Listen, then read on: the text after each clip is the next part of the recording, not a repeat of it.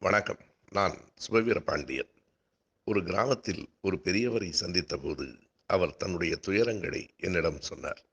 30 ஆண்டுகளுக்கும் மேலாக அந்த கிராமத்தில் ஒரு பள்ளியில் ஆசிரியராக பணியாற்றி ஓய்வு பெற்றவர் அவர். ஓய்வுக்கு பிறகு கிடைத்த தொகையைக் கொண்டு ஒரு சின்ன இடத்தை வாங்கி, அங்கே வீடு கட்டுவதற்கான முறையான அனுமதி எல்லாவற்றையும் பெற்று அவர் வீடு கட்ட முயன்றிருக்கிறார். "நீ ஒடுக்கப்பட்ட வகுப்பிலே பிறந்தவன். நகரத்துக்குள் எப்படி வீடு கட்டலாம்?" என்று ஒரு பக்கம் எதிர்ப்பு எழுந்திருக்கிறது.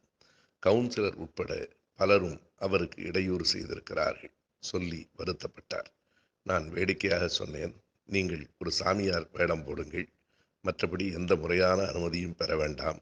யோகாவிற்காக ஒரு கட்டிடம் கட்டுவதாகச் சொல்லுங்கள். பாருங்கள், உங்கள் கட்டிடத்தை பிரதமரே கூட வந்து திறந்து வைப்பார்" என்றேன். அப்போது அவர் நம்பவில்லை.